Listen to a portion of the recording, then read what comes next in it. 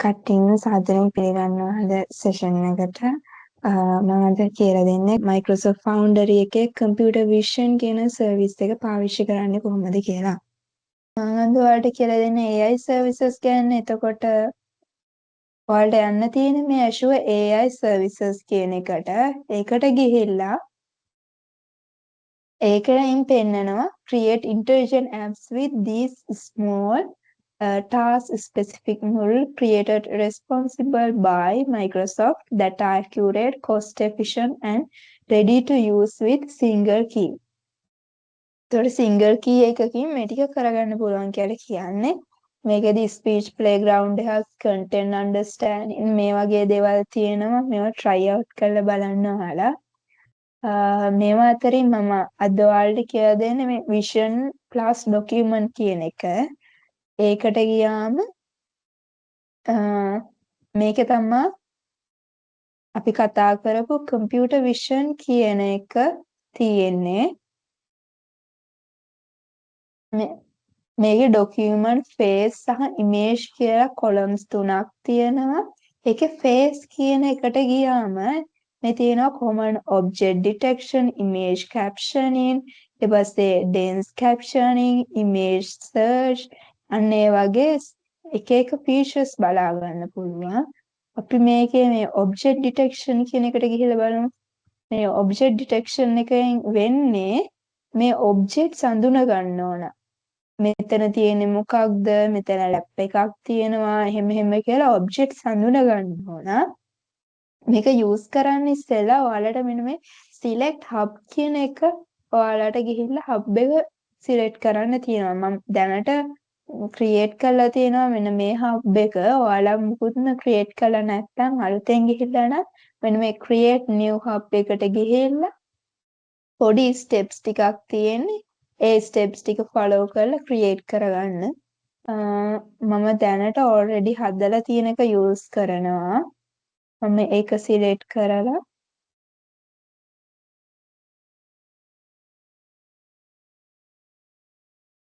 මේක පොඩි මිනිත්ස් ගණන් ගන්නවා.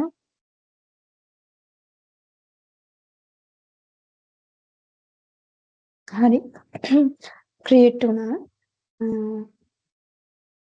මේ තියෙන්නේ මම හදපු එකේ API key එක සහ මෙතනින් endpoint එක. මම දැන් පෙන්වන්න ගිහපු එක වල පෙන්වන්නම්. මෙතනින් අපව vision වලට ගිහිල්ලා ඊට පස්සේ image එකට ගිහිල්ලා object detection කියන එකට තමයි යන්න ගියේ.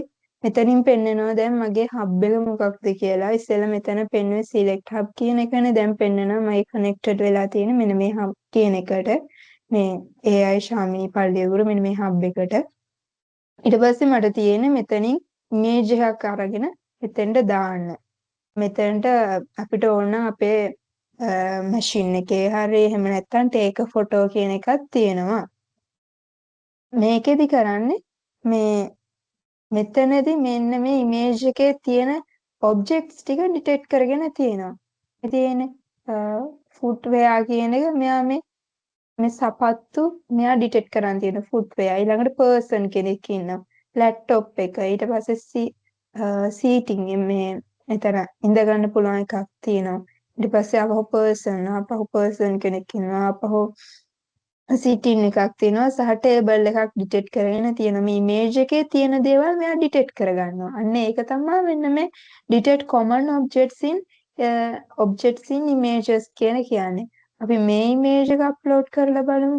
ඒකෙදි මොකද්ද වෙන්නේ කියලා. මේ තියෙන්නේ මේකෙදි skateboard එක detect කරන් තියෙනවා සහ person කෙනෙක් detect කරගෙන තියෙනවා. අන්න ඒක තමයි මම ඔයාලට කිව්වේ මේකෙදි objects detect කරගන්නවා කියලා. මේකේ තව සර්විස් එකක් අපි බලමු image captioning කියන එක. අපි image එකක් අප්ලෝඩ් කරාම ඒකට caption එකක් දෙන්න ඕන. අපි මෙන්න මේ image එක අප්ලෝඩ් කරලා බලමු. එයාට caption එකක් දෙනවා කියලා මේ තියෙන්නේ baseball player holding a bat. මෙයා ඉබේම මේ image එකේ මොකක්ද තියෙන්නේ කියලා automatically detect කරන් caption එකක් දෙනවා. අපි තව එකක් ගත්තොත්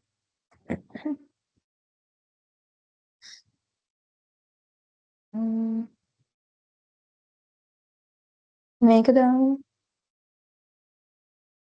මේකෙදි කියන්නේ a human holding a surfeit board on a rock. එතකොට මෙන්න මේ ඉමේජ් එක අප්ලෝඩ් කරපු ගමන් එයා කැප්ෂන් එකක් දෙනවා. එතකොට මේකෙදි සෙන්ටෙන්ස් එක තියෙනවා අපිට JSON ෆෝමැට් එකකින් ඕන නම් ඒකක් තියෙනවා. මේක ගැන වැඩිදුර විස්තර ඕන නම් මෙතනින් ඩොකියුමන්ටේෂන්ස් තියෙනවා කියවන්න. එහෙම නැත්නම් GitHub examples තියෙනවා. Vision SDK එකත් එක්ක ඔයාලට try out කරලා බලන්න පුළුවන්. ඒ වගේ එක එක features තියෙනවා. ඔයාලට ඒවා try out කරලා බලන්න පුළුවන්. ඊළඟට තව එකක් මම පෙන්නන්නම් මෙන්න මේ OCR කියන එක. OCR එකේදී මේ තියෙන දේවල් එයා ඩිටෙක්ට් කරගන්න ඕනේ. කියන්නේ මේ ක්‍රෙඩිට් කාඩ් එක ගමුකෝ. ක්‍රෙඩිට් කාඩ් එකේ තියෙන ඇට්‍රිබියුට්ස් ටික එයා ඩිටෙක්ට් කරගන්න ඕනේ. මේ තියෙන්නේ මේ ක්‍රෙඩිට් කාඩ් ඊට පස්සේ බැංක් එක ඊළඟට නම්බර් එක එයා ඩිටෙක්ට් කරන් තියෙනවා. ඒ වගේ තියෙන ඇට්‍රිබියුට්ස් ටික එයා ඩිටෙක්ට් කරගෙන තියෙනවා. දැන් මේක ගත්තම මේකේ තියෙන මේ වචන ටික එයා ඩිටෙක්ට් කරගෙන තියෙනවා. අන්න ඒක තමයි වෙන්නේ මේ කම්පියුටර් විෂන් කියන එකේ Azure වල කම්පියුටර් විෂන් කියන එකේ ඒ දේ තමයි වෙන්නේ. මම ඒකට තව පොඩි රියල් ටයිම් එක්සැම්පල් එකක් පෙන්නන්නම් ඔයාලට. මම හදාගත්ත එකක්. මේක මම Python වලින් තමයි හදලා තියෙන්නේ Streamlit එකත් එක්ක. මම මේක රන් කරනවා.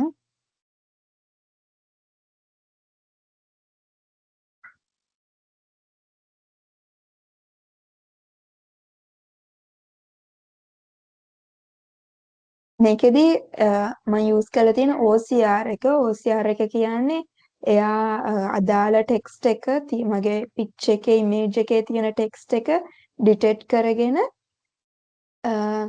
ඒකට ඒක පෙන්නලා සහ ඒකට පස්සේ තියෙන process එක වෙන්න ඕන.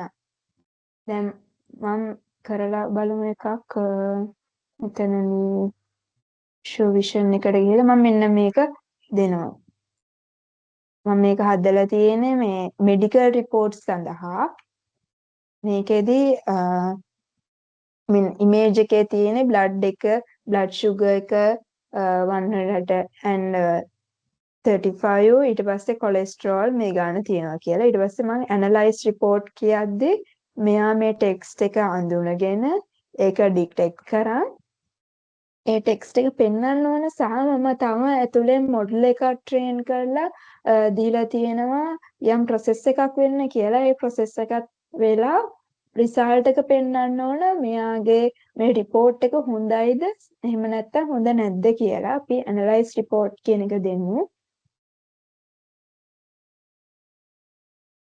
මෙයා මෙතනදි පෙන්නනවා බ්ලඩ් ෂුගර් එක 135යි මේ තියෙන ගානම. ඊට පස්සේ කොලෙස්ටරෝල් මේ 190යි කියන ගානම සහ හෙල්ත් ස්ටේට් එක නෝමල් කියලා පෙන්වනවා. කියන්නේ මම මොඩල් එකක් ට්‍රේන් කරලා තියෙනවා.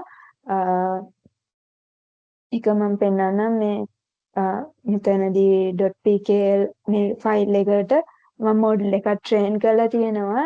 ඒක අනුව මේ ඉමේජ් එකේ තියෙන data ටික එයා ඉමේජ් එකේ තියෙන ටෙක්ස්ට් එක එක්ස්ට්‍රැක්ට් කරගන්නවා Azure computer vision එක මගින්. computer vision එකේ Azure OCR model එක මගින්. ඊට පස්සේ ඒ ටෙක්ස්ට් එක ට්‍රේන් කරපු මොඩල් එකට දීලා මොඩල් එක මගින් යම් process එකක් වෙලා ඒ පෙන්නන රිසල්ට් එක මෙතනදී health state එක normal කියලා. අපි ඕනනම් තව ඉමේජ් එකක් අප්ලෝඩ් කරලා බලමු මේකෙදි health state එක කොහොමද පෙන්වන්නේ කියලා. මෙන්න මේ වගේ ඔයාලට එක එක ඔයාලගේ රියල් ටයිම් ඒවට ඔයාලගේ ප්‍රොජෙක්ට්ස් වලට එහෙම නැත්නම් ඉන්ටර්නෙට් පාවිච්චි කරන වෙන දේවල් වලට යූස් කරන්න පුළුවන්. මේකෙදි පෙන්නනවා sugar count එක 210 ඊට පස්සේ cholesterol count එක පෙන්නනවා සහ health state එක critical කියලා පෙන්නනවා.